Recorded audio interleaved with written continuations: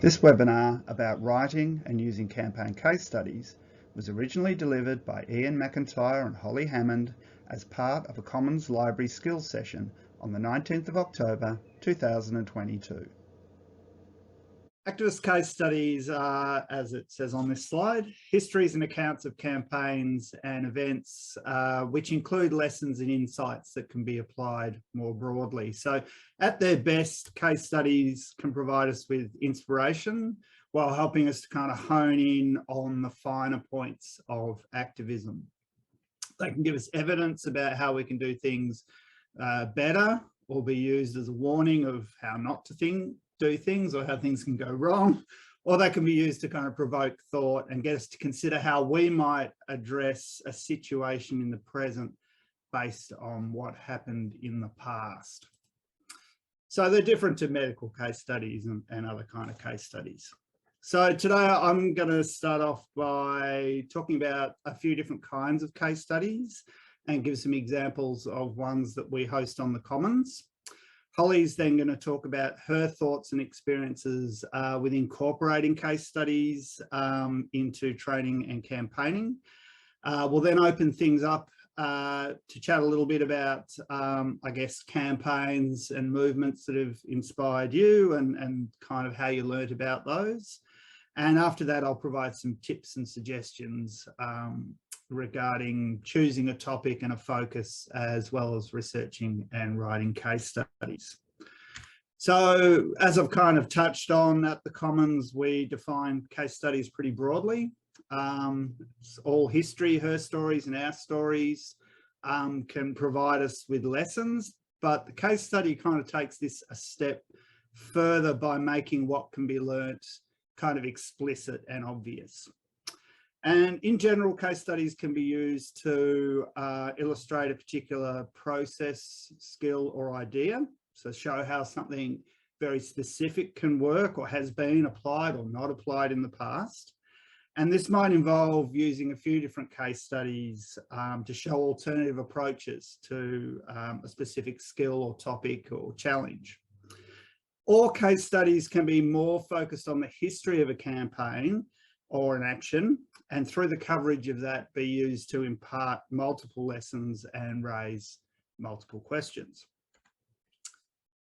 So there's lots of different case studies, types of case studies, and I'd encourage you to look through our collection on the Commons to check out sort of different formats and approaches. But for now, I'm going to sort of talk about different case studies based on length.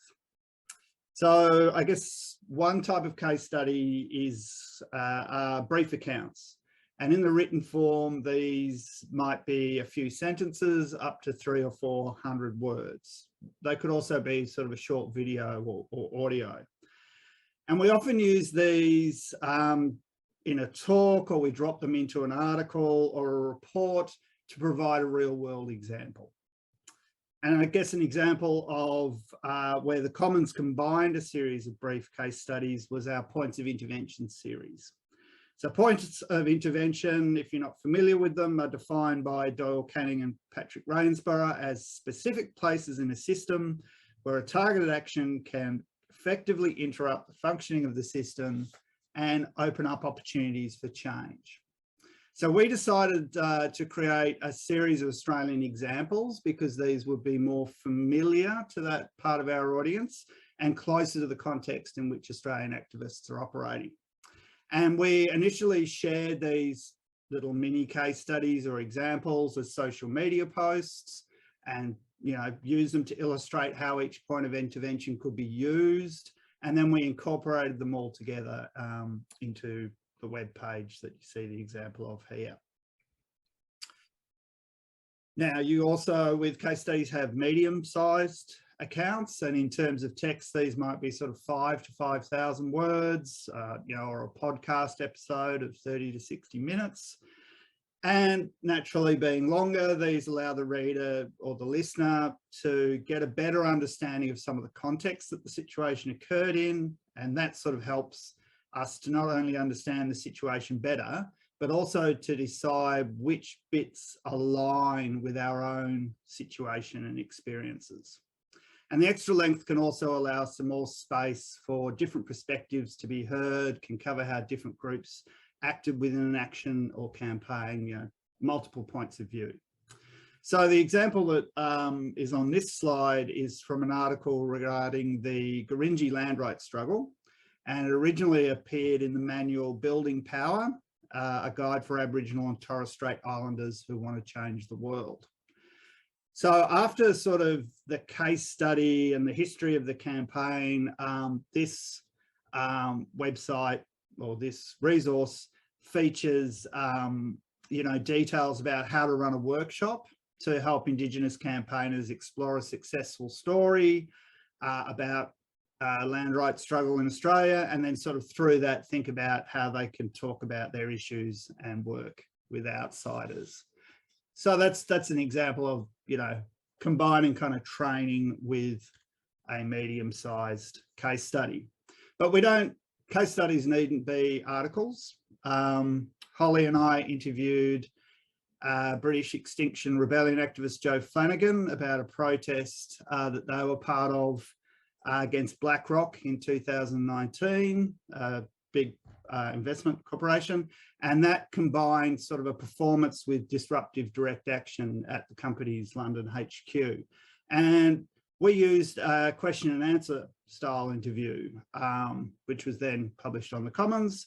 And this, I guess, told the story of the action in Joe's words, but also explained how it was planned, how it unfolded, what its impact and consequences were, what lessons, you know, they had applied from earlier actions, and so on. And then we have in-depth case studies. So these are longer accounts, sort of book or pamphlet length histories, or longer podcast series or video documentaries. And this really allows the audience to kind of take a much deeper dive, and again, to get right into the context and the multiple perspectives. So one of the examples we see here is the Thanks But No Tanks. This was a 48-page report that Zelda Grimshaw wrote and released after last year's Disrupt Land Forces protest. And in this report, they reviewed what had happened and then discussed kind of key learnings and takeaways. And then those were applied to this year's Disrupt Land Forces protest. And then the other example we've got here is a 146-page oral history about the 8X anti-arms fair protest, so another anti-arms fair event.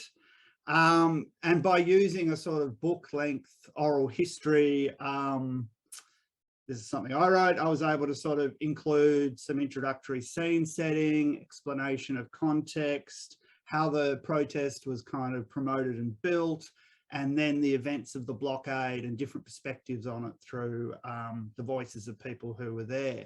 Now, this kind of in-depth treatment allows you to include more debate and diversity, but it can also be drawn on to create shorter pieces. So over the years, I've given talks sort of ranging from 5 to 15 minutes about 8X. I've created social media posts, and I've also done sort of radio interviews and written shorter articles. So as these examples show, case studies, you know, can come in all shapes and sizes. But before we get into some discussion about how to go about writing them, my fellow Commons librarian Holly is going to discuss how she's used existing case studies in her work. Thanks, Ian, and welcome to the folks who've joined us since we kicked off. Great to have you here. So, I mean, I think there's many reasons why it's good to know activist history and to have stories available to use when we're organising and campaigning. And my first thought around this was when I worked as a union organiser, and we used the conversation framework, anger, hope, action. So, for example, we'd go into a workplace and start talking to the workers there about what concerns and frustrations they had in the workplace. So, for example, you know, the boss is cutting our breaks short, we're not getting what we're entitled to, but we kind of just feel a bit demoralised about it. Then we could kind of go, okay, well, did you hear that this workplace down the road, they all got together, they joined the union, and they, you know, negotiated to make sure that their breaks were protected. So you kind of have the story of successful collective action to help people who are sort of stuck and not seeing a way forward be able to imagine a successful resolution of the problems that they're working on. But the kind of moral of all of those stories is collective action works. So I've just popped an example of a case study, which is how to organise workers in a call centre, but actually tells the story of young workers who did that together. Next slide, Ian. And I guess, sorry, just back on that, you know, we call them hope stories, and they're especially powerful when they come from our own lived experience, but they can also be really strong, like telling the story of activist history or, you know, citing examples. So here also just wanted to kind of point to how we do learn in social change, and that so often the experiences of a campaign can inform what follows. So the Franklin River campaign, you know, really fundamental, crucial activist struggle in Australian history. Just prior to the Franklin battle, there was a battle to save Lake Pedder, and that wasn't successful, but it was an experience that trained up a whole heap of activists and taught some lessons that were then applied in the Franklin campaign that was ultimately really successful. Yeah, and campaigns inform the campaigns that follow. One area that we see this happen a lot is US elections. There's a lot of money that goes into US elections and a lot of innovation that develops as a result, and a lot of different things that can be tried, and things happen at a really large scale and can then be almost like experiments that we can learn from. And, you know, it also helps when people get books published about their campaign experience, and then that can be shared. So we certainly did see with the Bernie campaign, sorry, I'm just trying to let someone into from the waiting room, it's not letting me. The story of how big organising can change things, it was really influential, and so it was picked up in how people did electoral organising in Australia, but other kinds as well. So one thing I think for us to watch out for is the fact that, you know, the US might have a lot of stories that we all learn because people have book deals and they have profile, and we can kind of think, oh, wow, they've really figured something out. But actually they are doing that in a very different context to what we're doing in Australia. So that's why it's really important to learn from the stories of campaigns that are happening right here. Yeah. And I just wanted to kind of mention using case studies in training. So, you know, generally my approach to training is to kind of utilise the wisdom that's in the room. But if you're teaching some people around campaigning and they haven't got campaign experience, campaign case studies can be really important to share to give people a grounding, because people might have a kind of distorted view about how change happens from what they've seen in the media or learnt at school, and there's big gaps there. So this is just one simple way to kind of use campaign case studies. You know, split the group into smaller groups, give them a case study in the form of a handout, something brief they can read together, or perhaps watch a short video clip, and then get them to have discussions. So depending on the objectives of your training, what you're trying to pull out, you know, it might be about how did this campaign shift power to win an outcome, or it could be other kinds of prompts if you want people to think about stakeholders in a campaign, as I identify the different stakeholders in this case study. And then regroup to hear insights. So if you've broken your spot into 3 small groups, each group's had a different case study. When they come back, you can also look at like the similarities and the differences between those campaigns. It's just a useful way to kind of get people to learn a lot, but have it grounded in something that's actually happened. When you're starting out with writing a case study, there's a number of ways you can start out and to help orient your research. But I guess, yeah, it's good to begin by sort of identifying your study scope and what you broadly want to achieve with it. And one way to do that is to consider, you know, do you have a situation in mind already? As we've heard from, you know, some of the people here tonight. and then think about what lessons in particular can be drawn out of that and focused upon. Another alternative is, you know, do you have particular lessons, skills, or points in mind? And then what kind of situation do you need to find or research to illustrate those? And there may be, you know, if you've got a situation in mind already, there may be many potential lessons and you might need to sort of narrow them down depending on how long your case study is going to be and your audience and other things we'll get into. But whichever way you're sort of starting out, really, the overall question is, why focus on this particular campaign or event? What is exciting, useful, and applicable about it?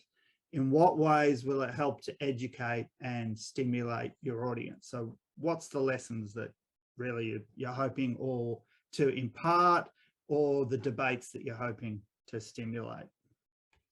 So some other things to consider when you're starting out, as with any, and this applies to lots of kinds of writing, obviously, but thinking about who's your audience, you know, what are their needs in terms of training and education? How much time will they have to take in and digest this information?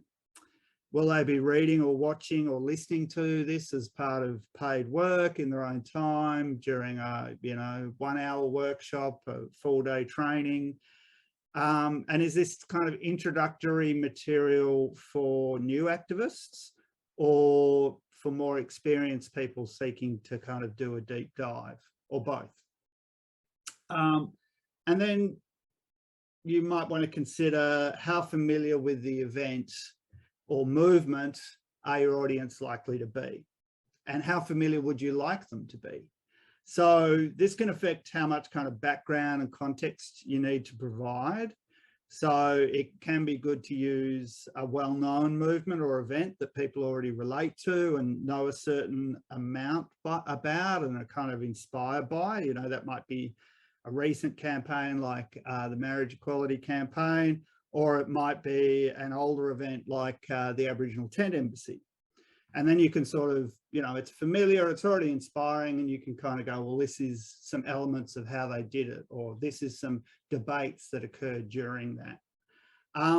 But it can also be good to sort of have something that people might find surprising, and or to focus on the forgotten or less well known, so that your case study is not only drawing out those lessons, but also drawing attention, you know, to an important moment. Something else to consider is, how will the case study be used? Is it going to serve as an example to support other resources or training? Will it be used as part of training, or will it be kind of a standalone resource that people just read and kind of digest on their own? And where will it be published, or where would you like it to be published? You know, given where it's going to be published, as well as your goals and audience, you know, this will sort of suggest potentially or dictate a particular format or length that you should be aiming for. And it can also, of course, affect the type of information you'll need to locate. And another question is, you know, who's going to be involved in creating the case study? You know, will it be primarily one or a few researchers, a collective effort by or with people who are involved? Will you be writing up your own experiences and talking about the things that you wish you had have known? So some of the kinds of things that are often covered in case studies, and this is an exhaustive list, are seen on this slide. And I guess, you know, just to reiterate, you know, a case study needn't be comprehensive and include all these things. Depth is great, but the key thing is that the contents serve the educational goals that you're attempting to achieve. So depending on length and format, you know, you might not be able to cover all these things or want to cover all these things. But things you might do is you might look at what were the campaign's initial goals? How were they arrived at? Did those goals change over time? And if they did, under what circumstances? Context is very important. It's hard to capture context in shorter case studies. But if you have the space to do it, it's important for readers to understand the kind of political, economic, social context in which activists were operating. You know, who and what was in their favour, who and what were they up against. Often a problem with shorter case studies and with some case studies is that they can kind of portray particular skills or methods as if they're tools that can be just sort of pulled off the shelf and used without, you know, in any situation, without any modification. So I think if we want to sort of avoid falling into that formulaic response or responses, and therefore be kind of more effective and agile, then it's important to at least acknowledge that certain things work better under certain circumstances. And one of the things that we're hoping to do with the Commons by, you know, sharing a plethora of case studies is to kind of provide ones that hopefully, you know, activists and trainers can find something that's closer to their context than, you know, if they were just dealing with a smaller number of case studies. So either way, if you can fit in some context or at least highlight that everything happens in a context, then that'll help make the lessons that you're sharing kind of more applicable and useful.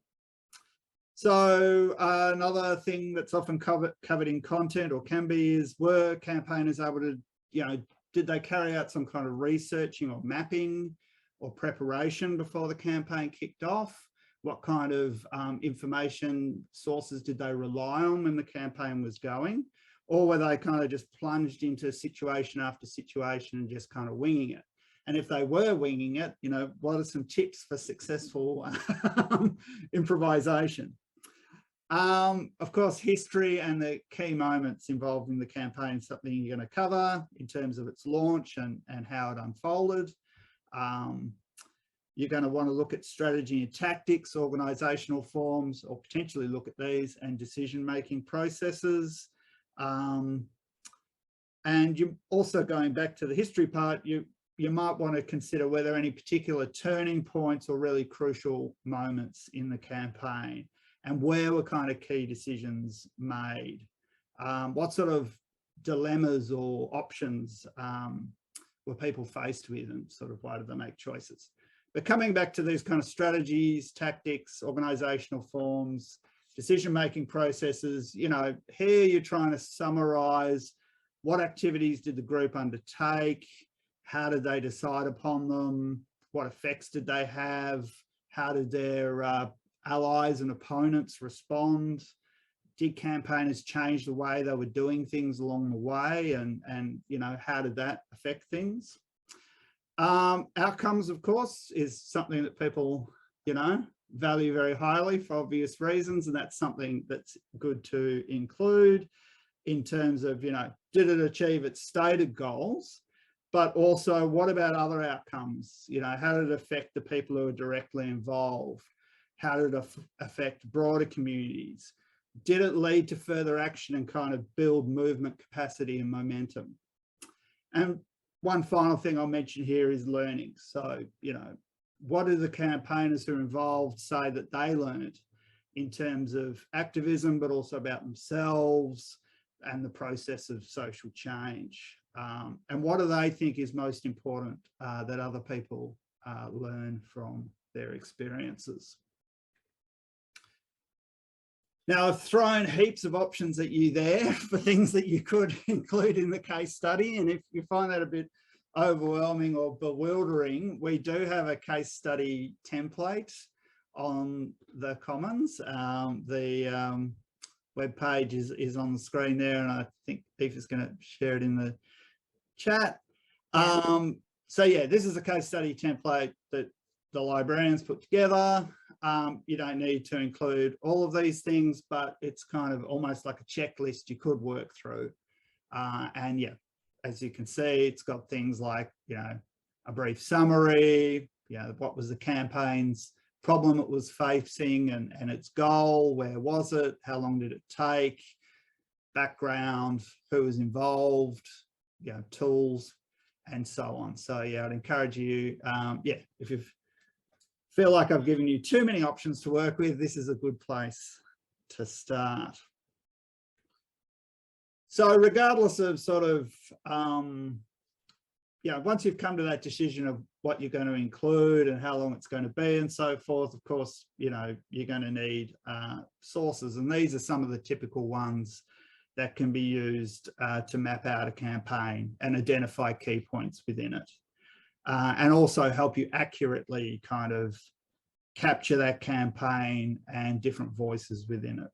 So potentially, if you just, if you're looking for examples to use in a training, you might lean very heavily on one existing resource or a small number of them. So there might be a book or an article or a documentary out there that you just summarize into a short case study. Or you might translate some existing work for an audience. So this might be a literal translation from one language to another, or it might be taking, parts from a very dense academic work or a very jargon-loaded activist document, and then making those ideas accessible for people who aren't interested or don't usually read things from those kind of sources. If you're working on something new, or you're exploring angles that haven't been explored within a campaign before, you might find yourself writing up your own experiences. So in that case, a lot of the things I've talked about might be easier to answer in terms of what, where, why, how, what does it all mean? But even if you're relying on your own knowledge, you might want to check in with other people to kind of compare notes and sort of see if there's different perspectives. Another typical source is to conduct interviews with the people who are involved. You could do this sort of in a one-on-one sort of basis, but you could also perhaps hold a workshop or a forum to bring people together to share their kind of memories and viewpoints. And in the process of doing that, you might sort of uncover photos and other kinds of resources. Of course, then we have, materials from campaigners' personal collections and organisational records. There's campaign websites and there's social media. And I'll note here that while it's, while you're in the midst of a campaign, it's often not going to be your number one priority, but it's nevertheless very helpful to think about storing records, notes and things like social media posts and photos so that they don't get lost. So as the campaign unfolds, just keeping those kind of records together. That way you can not only sort of access them, if you're running campaign debriefs and so forth, but they can be used to write up the experiences of the campaign. And then we have sort of mainstream and alternative media reports. If mainstream newspaper reports are paywalled, you can often sort of get them via your local library or your state library. The National Library of Australia's Trove collection, which I'm sure many people are familiar with, but if you're not, that has lots of older Australian newspapers, which can be accessed for free. And then, of course, you have state and sort of university library collections and archives. All right, so I've covered a lot, but I'm getting towards the end of it. So formats. So, as I've talked about, there's lots of different formats to choose from. Between Holly and I, we've already covered a number of them, and you can certainly, check them out on the Commons. As discussed, sort of case studies, can be short as a few paragraphs or sentences or as long as a book. If you're artistically minded or you have a friend who is, then you could produce a case study as a comic. You can also think about, creating audio or video documentaries. Some case studies sort of start with a chronology or recap of events and then kind of focus in on specific points, but you can also kind of weave those points into a kind of overall narrative. If you are doing a text-based case study, then I think it's really important to try and include some images. I mean, they not only break up the text, but they can also sort of provide an insight, you know, into how things were set up and carried out. And where campaigners are quoted, you know, you can use those direct quotes to break up the text, or you might put, you know, the entire case study in the words of the people involved. So the last thing I'll mention for now really is just some resources that we have on the website. There's an article which I wrote about writing case studies, which includes some of the things I've talked about tonight and more. And excuse me, that also includes a whole bunch of links to case studies on the Commons, which are in various formats. And then we have an article, we have a webinar interview about conducting interviews, which was from one of the earlier skills sessions. So that's got a whole bunch of tips about how to do that sort of effectively and in an engaging way. And another article about writing engaging articles. And that's in addition to the template, which I mentioned before.